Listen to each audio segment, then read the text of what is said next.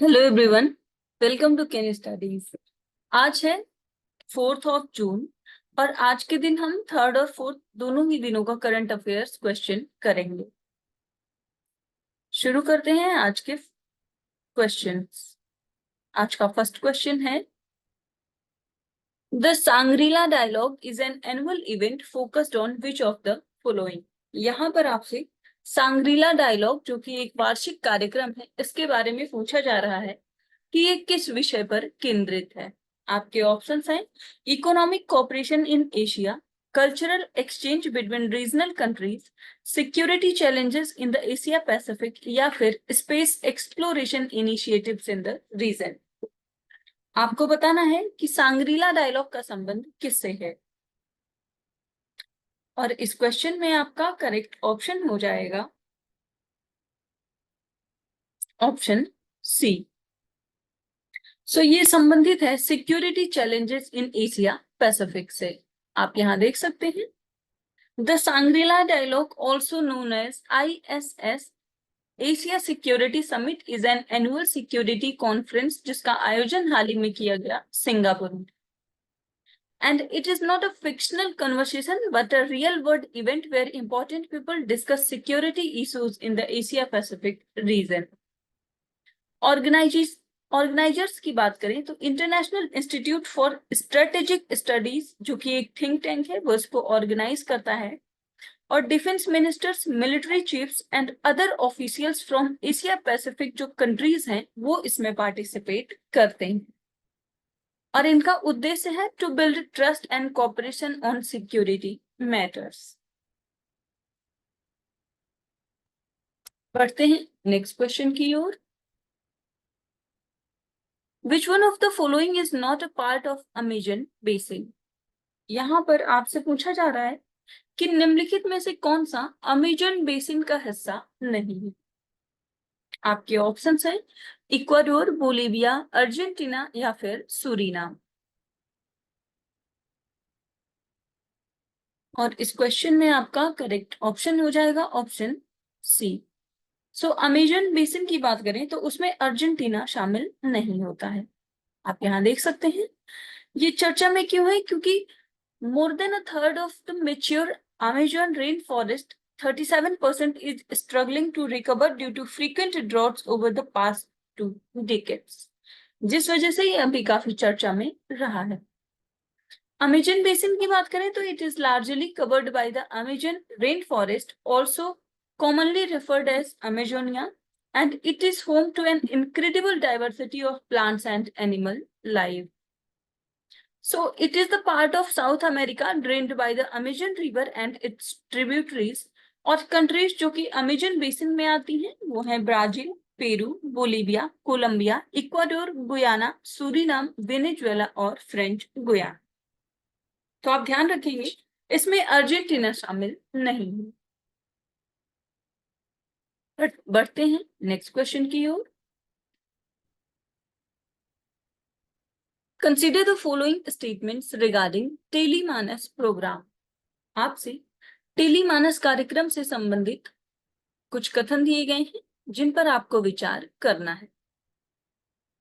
First statement है, its objective is to provide universal access to equitable, accessible, affordable and quality mental health care. Second, it will be implemented by the Ministry of Health and Family Welfare. And third, it will be organized as a 2-tier system at the district and state level. तो यहाँ पर टेलीमानस कार्यक्रम से संबंधित कुछ कथन दिए गए हैं और आपको बताना है कि इनमें से कौन से स्टेटमेंट्स करेक्ट हैं। और इस क्वेश्चन में आपका करेक्ट ऑप्शन हो जाएगा ऑप्शन डी। यहाँ पर तीनों ही स्टेटमेंट्स करेक्ट हैं। ये इम्प्लीमेंट किया जाएगा ministry of health and family welfare के द्वारा।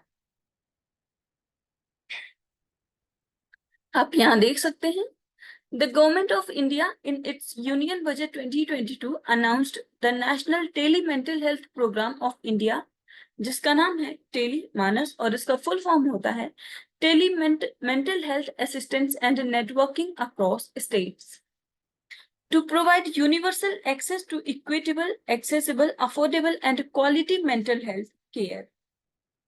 So to exponentially scale up the reach of mental health services to anybody who reaches out across India anytime by setting up a 24/7 tele-mental health facility in each of the states. और आपने देखा कि इसको implement किया जाएगा ministry of health and family welfare के द्वारा. So tier 1 will comprise the state telemanas cell, which include trained counselors and mental health specialists, and tier 2 will comprise specialists at district mental health program, medical college, and resources for physical consultation, और e-संजीवनी for audio visual consultation. तो 2 tier में इसको implement किया जाएगा, एक तो state level पे होगा और दूसरा डिस्ट्रिक्ट लेवल पर. बढ़ते हैं नेक्स्ट क्वेश्चन की ओर. Recently, Port Moresby was in the news. It is related to which of the following nations? आपसे पूछा जा रहा है हाल ही में पोर्ट मोरेस्बी जो कि खबरों में था वो निम्नलिखित में से किस राज्य से संबंधित है या किस देश से संबंधित है? आपके ऑप्शंस हैं Indonesia, Philippines, Papua New Guinea या फिर कंबोडिया.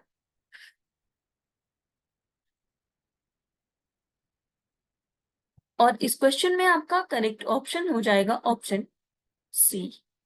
सो पोर्ट मोरेस्बी जो है वो संबंधित है पपुआ न्यू गिनी से. आप यहां देख सकते हैं port Moresby is the capital of Papua New Guinea and it is located in the south western Pacific ocean, occupying the eastern half of the island of New Guinea and numerous offshore islands. So borders की बात करें तो it shares a land border with Indonesia to the west and is situated to the north of Australia and separated by Torres Strait. Highest peak की बात करें तो यहाँ का माउंट विल्हेम जो है वो हाईएस्ट पीक है which stands at 4,509 meters, making it a prominent landmark. इसके साथ ही पपुआ न्यू गिनी की बात करें तो Papua New Guinea experiences a tropical climate with a high humidity and significant rainfall contributing to its lush vegetation, and major rivers include Sepik and Fly which play crucial role in the transportation and local ecosystem. आप यहाँ map में देख सकते हैं यहाँ पर स्थित है पोर्ट मोरेस्बी. बढ़ते हैं नेक्स्ट क्वेश्चन की ओर. Consider the following statements regarding the Bay of Bengal Initiative for Multi-Sectoral Technical and Economic Cooperation, जिसको हम शॉर्ट में बिम्स्टेक कहते हैं. तो यहाँ पर बिम्स्टेक से संबंधित कुछ कथन दिए गए हैं जिन पर आपको विचार करना है. फर्स्ट स्टेटमेंट है BIMSTEC was initially formed as BISTEC with 4 member countries, and second, Myanmar joined BIMSTEC in 2004, and third, climate change is one of the 14 priority areas of the cooperation within BIMSTEC. और यहाँ पर आपसे correct statement पूछा जा रहा है. आपको बताना है कि बिम्स्टेक से संबंधित यहाँ पर कौन से स्टेटमेंट्स करेक्ट हैं. और इस क्वेश्चन में आपका करेक्ट ऑप्शन हो जाएगा ऑप्शन सी. यहाँ पर आपका फर्स्ट और थर्ड स्टेटमेंट करेक्ट है जबकि सेकंड इनकरेक्ट है. आप यहाँ देख सकते हैं. सो बिम्स्टेक की बात करें तो ये एक मल्टीलेटरल रीजनल ऑर्गेनाइजेशन है comprising 7 member states lying in the littoral and adjacent areas of the Bay of Bengal. So the member states of BIMSTEC are Republic of Bangladesh, then Bhutan, India, Myanmar, Nepal, Sri Lanka, and Thailand. So the aim of BIMSTEC is to accelerate shared growth and cooperation between littoral and adjacent countries in the Bay of Bengal region. BIMSTEC की 14 priority areas हैं of cooperation with the climate change, being added as the 14th priority area in 2008. और Myanmar की बात करें तो Myanmar ने Myanmar ने BIMSTEC group को ज्वाइन किया था लेट 1997 में। और बिम्स्टेक कंट्रीज आपने देखा ये 7 कंट्रीज हैं, Bangladesh, Sri Lanka, India, then Myanmar, Thailand, Bhutan और नेपाल। बढ़ते हैं नेक्स्ट क्वेश्चन की ओर। Prime Minister Narendra Modi meditated at the Vivekananda Rock Memorial in May 2024. Where is it located? आपसे पूछा जा रहा है, प्रधानमंत्री नरेंद्र मोदी ने मई 2024 में विवेकानंद रॉक मेमोरियल में ध्यान किया, ये कहां पर स्थित है? आपके ऑप्शंस हैं कोलकाता, विशाखापट्टनम, चेन्नई या फिर कन्याकुमारी। और इस क्वेश्चन में आपका करेक्ट ऑप्शन हो जाएगा ऑप्शन डी। सो ये स्थित है कन्याकुमारी में, आप यहाँ देख सकते हैं। So after offering special prayers at Shri Bhagavati Amman temple on the sea shore in Kanyakumari district, Prime Minister Narendra Modi started his 45-hour long meditation at Vivekanand Rock Memorial on May 30th. So Vivekanand Rock Memorial की बात करें तो this memorial is located on 2 rocky outcroppings around 500 meters from Vavathurais coastline in Kanyakumari, Tamil Nadu.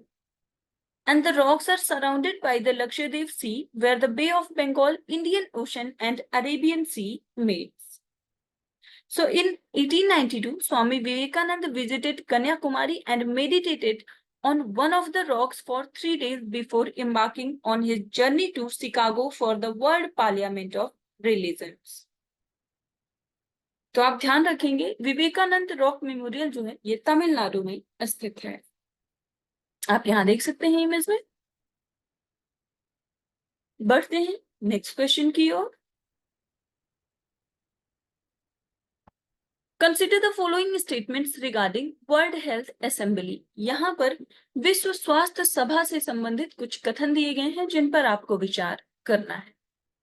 First statement है, it is the world's highest health policy setting body and comprises health ministers from member states.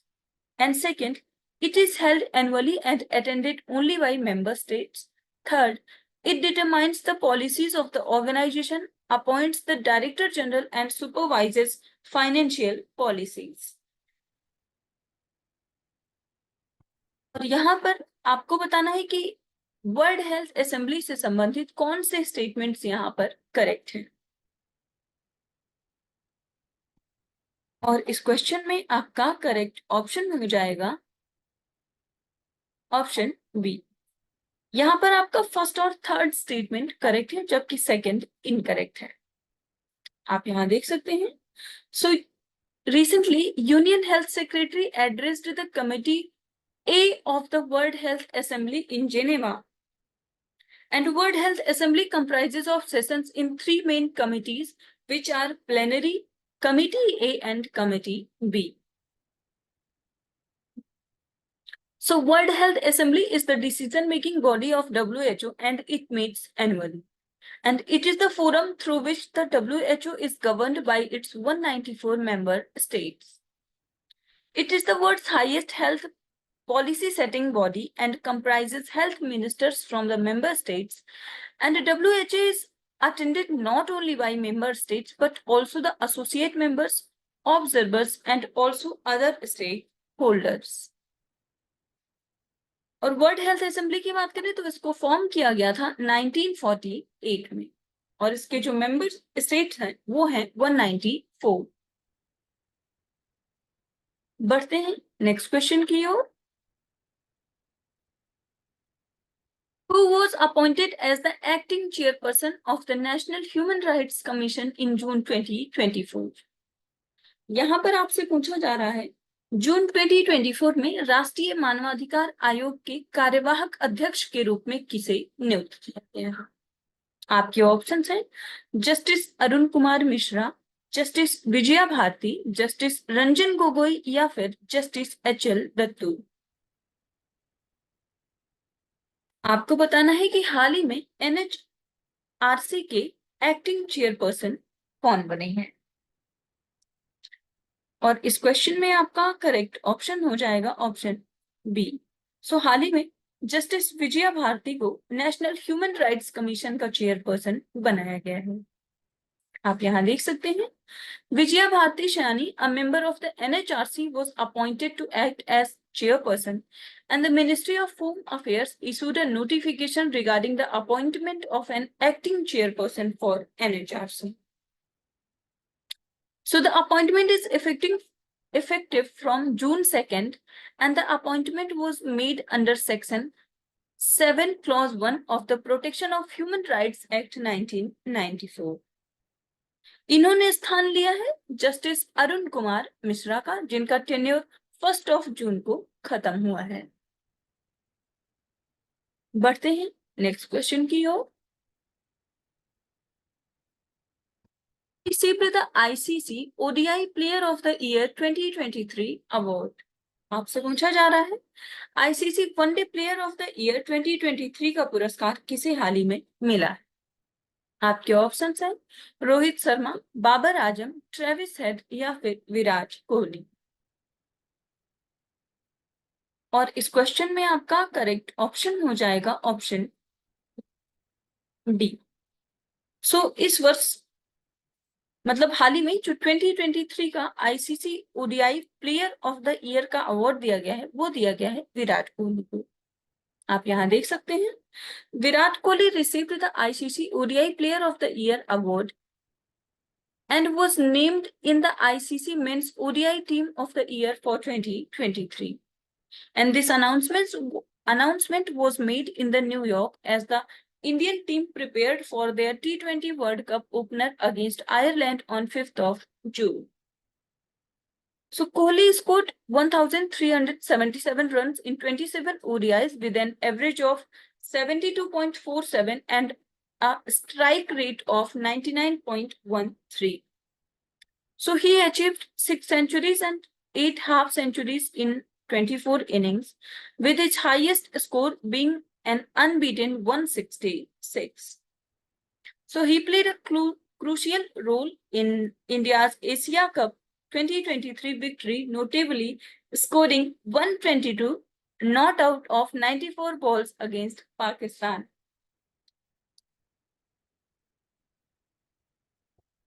बढ़ते हैं next question की ओर।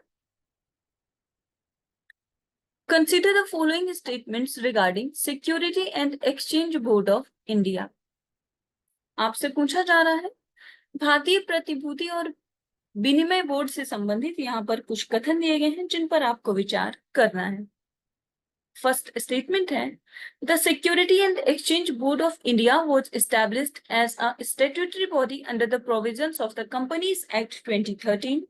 And second, it has quasi-legislative powers of framing the rules and regulations to protect the interest of investors. And third, it regulates the working of the custodians of securities, foreign institutional investors, and credit rating agencies. और यहाँ पर आपसे incorrect statement पूछा जा रहा है। आपको बताना है कि सेबी से संबंधित यहाँ पर कौन सा स्टेटमेंट इनकरेक्ट है। और इस क्वेश्चन में आपका करेक्ट ऑप्शन हो जाएगा ऑप्शन ए। यहाँ पर फर्स्ट स्टेटमेंट आपका इनकरेक्ट है जबकि सेकंड और थर्ड करेक्ट है। आप यहाँ देख सकते हैं securities and Exchange Board of India was constituted as a non-statutory body on 12th of April 1988 through a resolution of the Government of India. And then it was established as a statutory body in the year 1992 under the provisions of the Securities and Exchange Board of India Act 1992. So SEBI has the power to take measures to protect the interest of investors in the securities market, and this includes prohibiting insider trading, unfair trade practices, and other fraudulent activities.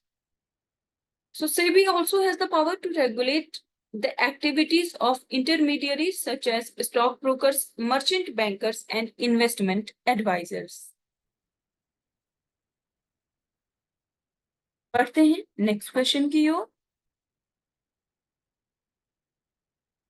The term two-state solution is sometimes mentioned in the news in the context of which of these? यहां पर आपसे पूछा जा रहा है दो राज्य समाधान, ये जो शब्द है इसका उल्लेख समाचारों में देखा जाता है। आपको बताना है कि ये निम्नलिखित देशों में से किससे संबंध रखता है। आपके ऑप्शंस हैं चाइना, इजराइल, इराक या फिर यमन। और इस क्वेश्चन में आपका करेक्ट ऑप्शन है ऑप्शन बी, इसका संबंध है इजराइल से। आप यहाँ देख सकते हैं the two-state solution is used in the context of Israel and Palestine issue. So it emerged as an independent state of Palestine alongside the state of Israel west of the Jordan River. So United Nations Security Council Resolution 1397 agreed in 2000 with support from the USA and became the first United Nations Security Council's resolution to agree on two-state solution. बढ़ते हैं next question की ओर। Consider the following statements about INS Shivalik. यहाँ पर INS Shivalik से संबंधित कुछ कथन दिए गए हैं जिन पर आपको विचार करना है। फर्स्ट स्टेटमेंट है it is the first stealth warship build by the India at the Mazagon dockyard limited. And second, it is also the first Indian Navy ship to use the combined diesel and gas propulsion system. और यहाँ पर आपसे incorrect statement पूछा जा रहा है। आपको बताना है कि आईएनएस शिवालिक से संबंधित यहाँ पर कौन से स्टेटमेंट्स इनकरेक्ट हैं। और इस क्वेश्चन में आपका करेक्ट ऑप्शन हो जाएगा ऑप्शन डी। सो यहाँ पर कोई भी स्टेटमेंट इनकरेक्ट नहीं है, दोनों ही स्टेटमेंट्स आपके करेक्ट हैं। आप यहाँ देख सकते हैं INS Shivalik is the lead ship of her class of stealth multi-load frigate built by the Indian Navy and it is the first stealth warship built by India जिसका निर्माण किया है मझगांव डॉकयार्ड लिमिटेड में जो कि मुंबई में स्थित है। And it was commissioned into the Indian Navy on April 29th, 2010. So it is also the first Indian Navy ship to use CODOG propulsion system and it is equipped with a mix of Russian, Indian and Western weapon system. So Indian naval ship Shivalik departed Singapore for Yokosuka in Japan and is scheduled to participate in Japan-India Maritime Exercise जिसको हम JIMEX के नाम से जानते हैं and the Rim of Pacific Military Exercise. बढ़ते हैं next question की ओर। According to the provisional estimate of the National Statistical Organization, what was the growth rate of the Indian economy in 2023 and 24? यहाँ पर आपसे पूछा जा रहा है राष्ट्रीय सांख्यिकी संगठन के अंतिम अनुमान के अनुसार 2023-24 में भारतीय अर्थव्यवस्था की विकास दर क्या थी। आपके ऑप्शंस हैं 7.6%, 8.2%, 6.6% या फिर 5.1%। और इस क्वेश्चन में आपका करेक्ट ऑप्शन हो जाएगा ऑप्शन बी। सो ये रही है 8.2%। आप यहाँ देख सकते हैं। So according to the National Statistical Organization, India's GDP grew by 8.2% in financial year 2023 and 24, surpassing the Reserve Bank of India's estimate of 7.6%. And this marks the 9th time since 1960 and 61 that GDP growth exceeded 8%. The high growth rate was driven by a strong performance in Q4 from January to March 2024 with a 7.8% increase compared to the same period in 2023. So आज के current affair session में इतना ही। Thank you for watching. Do like, share and subscribe.